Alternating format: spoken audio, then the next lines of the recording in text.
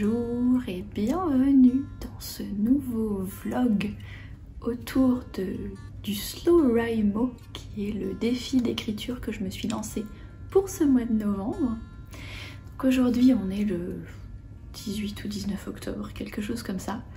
Et j'ai décidé de commencer à filmer ce vlog aujourd'hui parce qu'il y a quand même quelques préparatifs à faire avant de commencer le défi d'écriture.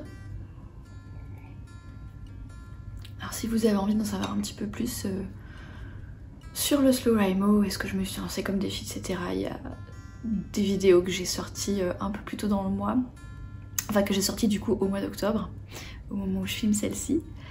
Ce que je peux vous dire de manière courte, c'est que j'ai décidé de me donner le défi d'écrire une novella. J'ai tiré au sort les paramètres de la novella et j'ai commencé à préparer l'univers dans ce carnet. Et donc en termes de préparatifs ce mois-ci, il va s'agir de terminer de poser l'univers, les personnages, et puis d'avoir un minimum de points clés d'intrigue, même si j'ai tendance à être ce qu'on appelle jardinière, c'est-à-dire à inventer les choses à mesure de l'écriture. J'ai quand même envie d'avoir, comme il y a des contraintes créatives, de savoir un minimum où je vais, comment va se passer la mission, etc. Donc voilà, ça va être les préparatifs au mois d'octobre. Et j'ai décidé de commencer à filmer aujourd'hui parce qu'il y a un autre préparatif qui est prévu ce mois-ci, qui est de m'acheter des petites récompenses. Voilà, c'est pareil, vous pouvez regarder les vidéos des autres années si vous avez envie d'aller voir. Parce que je me suis déjà fait des petites récompenses par le passé quand j'ai participé à des NaNoWriMo. En gros, l'idée, c'est que j'ai envie de me trouver 4 ou 5 petites choses, des petits objets qui me font plaisir, des mugs, de la papeterie, des choses comme ça, pour me récompenser à chaque étape d'écriture atteinte. Donc je pense que je vais découper la novella en 4 parties et à chaque partie atteinte je m'offrirai un de ces petits cadeaux. Ça donne un côté un petit peu plus ludique, un peu plus fun au défi. Du coup ça me fait bien plaisir. Et donc cet après-midi je vais partir acheter les récompenses en question. Je vais vous emmener avec moi pour ça. Et donc là il est je sais pas quelle heure il est, 9h30, 10h moins le quart. Je suis encore en pyjama. À boire mon petit thé. Donc je vais commencer à préparer ma journée en choisissant mes priorités de la journée dans le bullet journal. Préparer je pense que je vais boire un smoothie en guise de petit déjeuner. Puis je vais m'habiller. Et puis ce matin j'ai des choses à peindre puisque je prépare les collections de papeterie hivernales et festives. Donc je vais peindre des petits objets à l'aquarelle ce matin pour la future papeterie.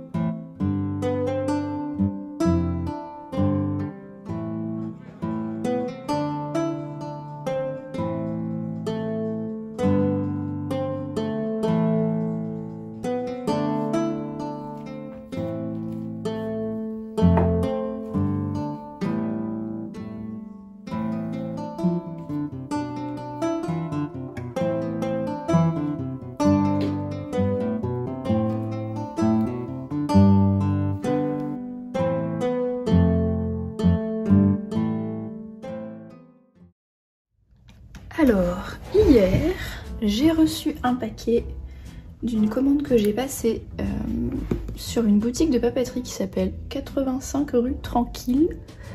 Merci à Isa qui fait partie des mécènes de Patreon et qui est sur notre salon Discord de Café aux Étoiles qui nous l'a conseillé. Parce que comme vous le savez, je suis toujours en recherche de fournisseurs locaux et donc à défaut d'avoir parfois des marques en elles-mêmes qui sont locales, là en l'occurrence vous allez voir c'est de la papeterie, je vais commencer à l'ouvrir en vous parlant. En l'occurrence là c'est de la papeterie de marque asiatique.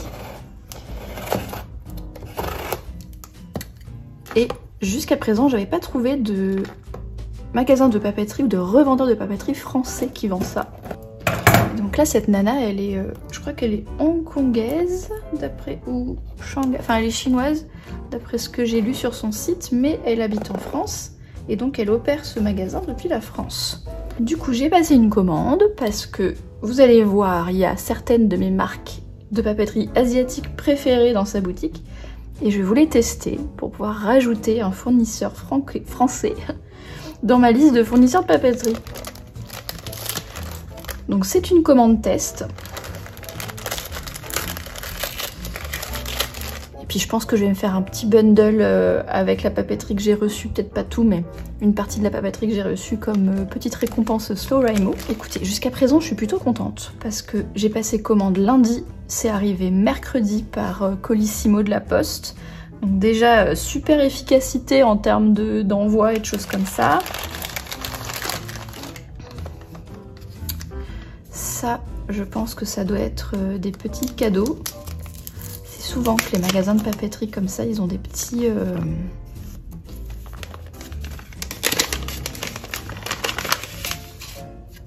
des petits cadeaux, ça voilà. C'est pas des choses que j'ai, c'est pas quelque chose que j'ai commandé, ça c'est un petit cadeau, ça c'est cool.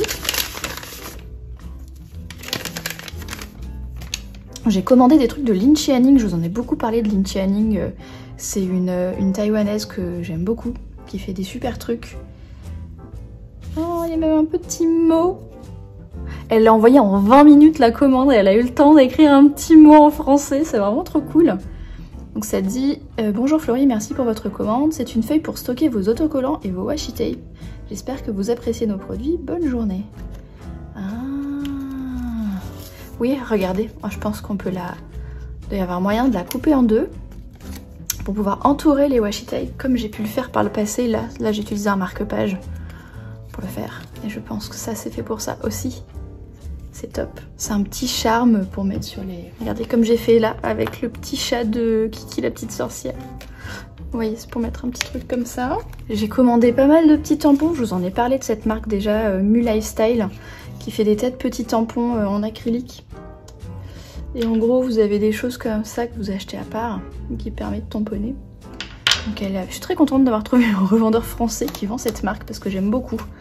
Donc là j'ai pris, ça ce sera plutôt pour l'été. J'ai pris des trucs d'agenda, regardez, des chiffres, les mois et les jours. Parce que j'aime bien changer quand je fais mes quotidiennes du bullet journal ou même pour écrire dans un journal si je veux mettre la date. J'aime bien avoir plusieurs options pour mettre la date. Et des petites fleurs qui seront aussi plutôt pour le printemps je pense. De Lin Chianing, j'ai pris un tampon. J'adore les tampons de Lin Chianing. Ils sont un peu... ils sont onéreux. Ils sont onéreux parce que c'est des tampons de qualité. Hein, vous voyez, c'est du métal avec du bois et tout. Même. Là, les petites... ça fait un peu forestier et tout. Ça va être cool. J'ai commandé ça aussi chez Lin Chianing. C'est un de mes produits préférés de chez elle. Je pense que je vais faire une collection céleste aussi pour Café aux Étoiles. Qui sera pas le même genre hein, parce que je vais pas la copier.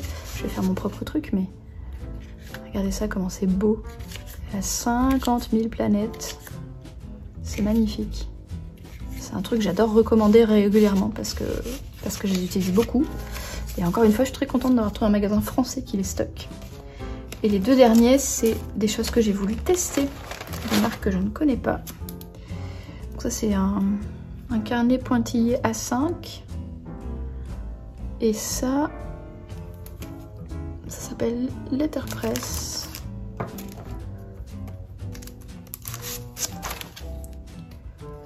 Et en fait, c'est des calendriers sans date.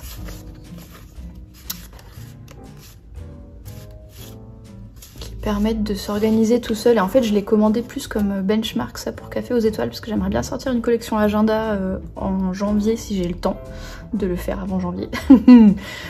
Et avec notamment des trucs que j'ai déjà imprimés pour tester, que je suis en train de tester en ce moment sur mes propres carnets.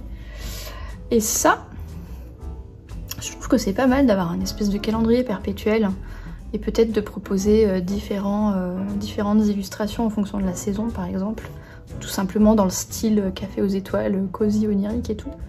Du coup j'ai voulu commander ça pour voir un peu à quoi ça ressemble. J'aime bien commander des trucs d'autres marques pour voir un peu ce qui me plaît, voir un peu ce que font les autres. Bon après c'est pas du tout le même niveau, hein. Je pense que c'est des trucs qui font beaucoup plus de quantité que moi, hein, mais bon. Voilà, ça aussi c'est des petits bonus. Donc écoutez, si vous êtes basé en France, que vous aimez la papeterie créative et que vous avez envie de soutenir une boutique française, je vous conseille celle-ci, qui s'appelle donc Quai Sapé Loriot, 85 rue Tranquille. J'en suis très très contente. Et du coup je pense que je vais mettre de côté peut-être les petits agendas de mu avec ça et ça. Et je vais en faire un petit paquet de cadeaux pour le Slow Rainbow.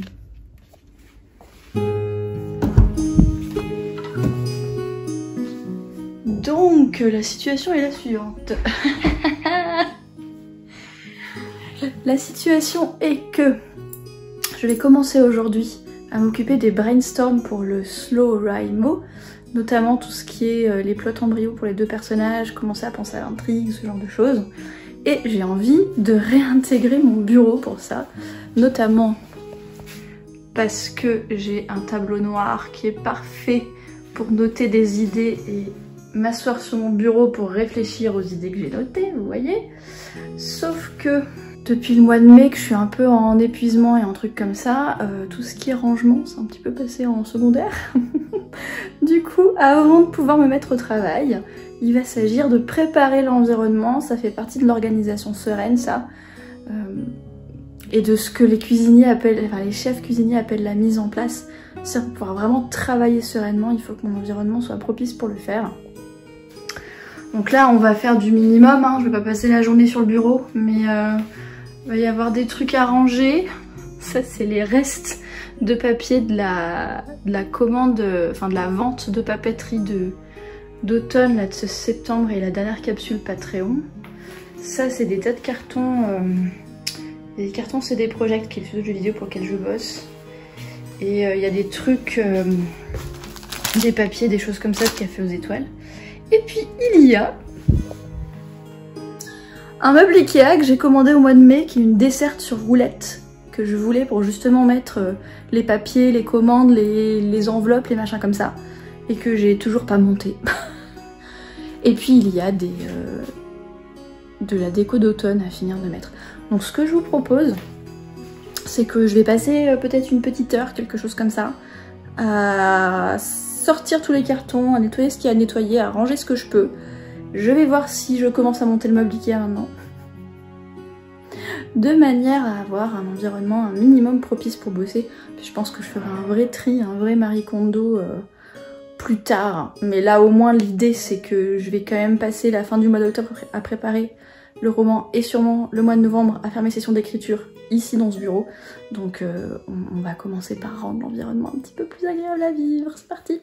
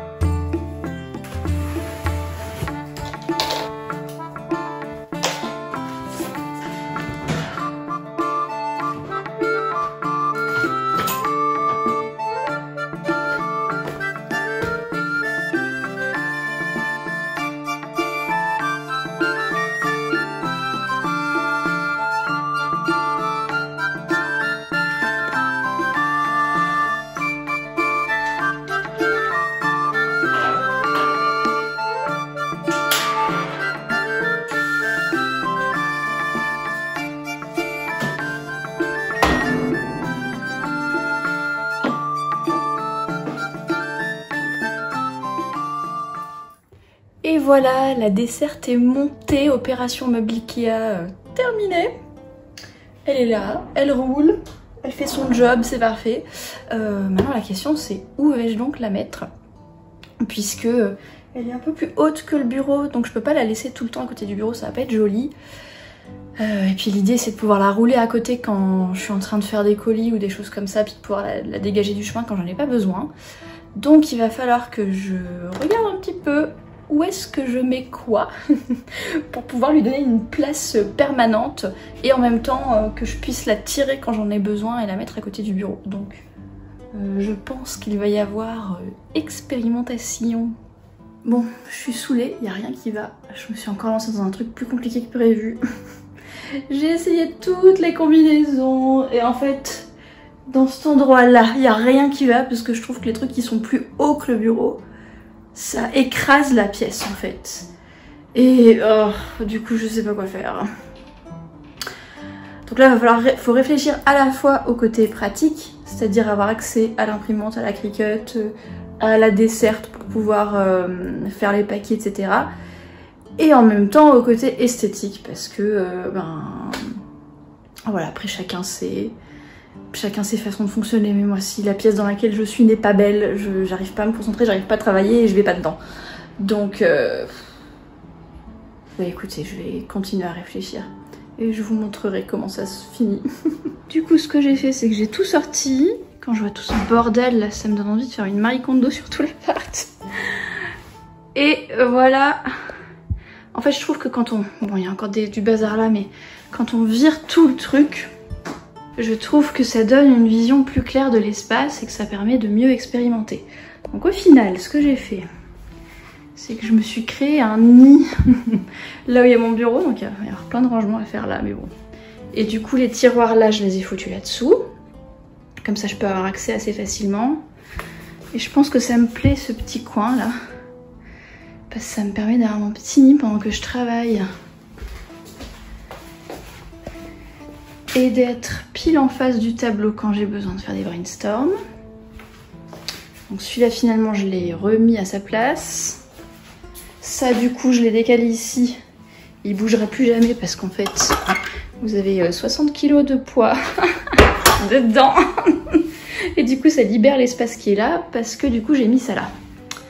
Et en fait l'idée, je vais vous mettre sur le trépied. Donc l'idée pourquoi j'ai libéré tout l'espace qui est là, c'est pour pouvoir vraiment utiliser le côté roulette du truc. Et pouvoir le positionner de différentes manières en fonction de l'usage que j'en ai. Par exemple là, si j'ai besoin d'utiliser le tableau, je peux poser des trucs là-dessus.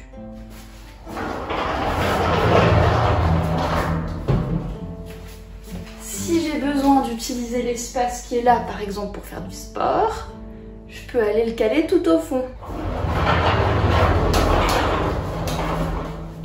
Si j'ai besoin d'imprimer des choses où l'imprimante elle va revenir à sa place là, et ben je peux venir le mettre là et passer directement de l'imprimante au plan de travail avec les trucs imprimés.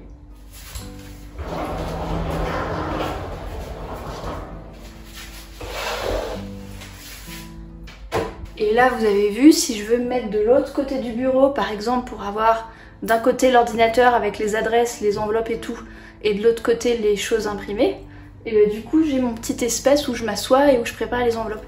Donc en fait je trouve que cette configuration là, même si ça enlève pas mal d'espace, parce que ça laisse pas d'espace vide, ça permet de vraiment optimiser cette desserte à roulette en fait. Donc je pense que je vais partir là-dessus. Évidemment c'est un projet qui a pris beaucoup plus de temps que prévu. Parce que du coup maintenant il va falloir tout trier, tout ranger, tout remettre comme il faut si je veux bosser dans le bureau. Mais bon c'est comme ça, c'est la vie, là il est 13 h, je vais faire ma pause repas. Et du coup comme je peux pas travailler tant que le truc il est pas fini de ranger, ben cet après-midi ça va être rangement quoi. Heureusement que je suis en organisation sereine et que je remplis mon agenda qu'à 60%.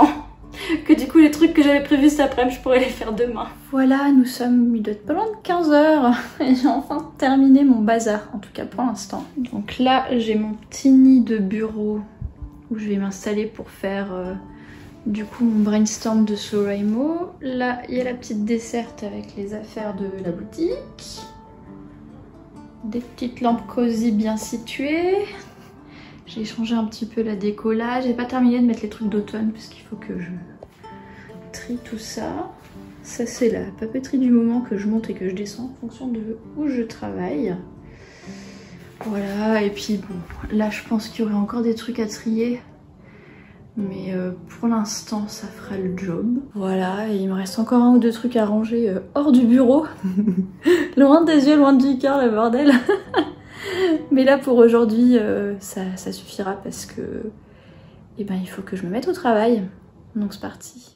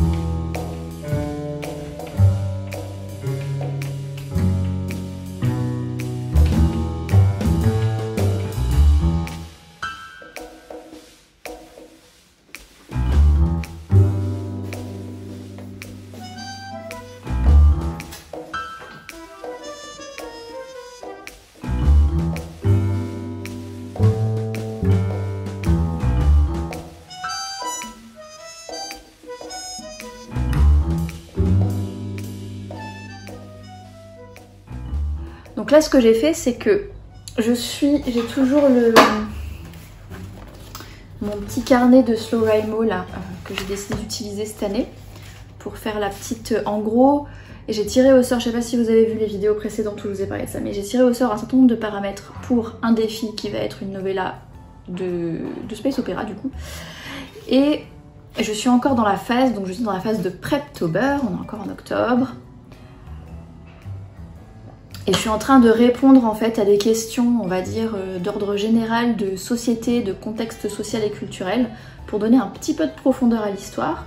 Et donc l'idée c'est de remplir à chaque fois 2-3 pages. J'ai déjà fait par exemple la race alien, et il y a 3 pages sur leur biologie, des petites pages A5, hein, et 2 pages sur leur fonctionnement en ruche. Donc c'est vraiment rapide. Le but c'est pas d'avoir une énorme bible d'univers pour une novella, mais d'avoir une base pour donner un petit peu de substance à l'histoire. Et du coup là, il me reste, pour le contexte, il me reste plus qu'un truc à définir, c'est l'ordre religieux et l'ordre guerrier, puisque dans le tirage au sort, j'ai tiré au sort qui avait un ordre guerrier et qui avait un culte ou une religion proéminente. Donc du coup, je viens d'utiliser le tableau pour brainstormer des idées. Et là, c'est parfait, je suis assise pile en face, en train de regarder mes notes, et je suis en train de noter dans un carnet de brouillon ce que ça m'inspire pour venir développer davantage les idées que j'ai marquées sur le tableau. Donc en termes de disposition du bureau, je suis 100% satisfaite, c'est super cool. Et en termes de SlowRaymo, du coup, ben, là cet après-midi, je vais continuer mon brainstorm sur l'ordre guerrier et l'ordre mystique. Ce sera mystique plutôt que religieux, parce que du coup je peux le rattacher à la sorcellerie et à la magie. Vous voyez comment les contraintes créatives, elles se nourrissent mutuellement, c'est hyper intéressant. Donc mon objectif aujourd'hui, c'est de finir avec ça. Comme ça, il restera plus que, entre guillemets, les personnages et l'intrigue. Tout le côté contexte sera terminé. Et j'aurai plus qu'à préparer les personnages et l'intrigue avec un plot embryo. Je pense que je vous en parlerai un peu plus en détail dans la suite du vlog quand je me mettrai là-dessus.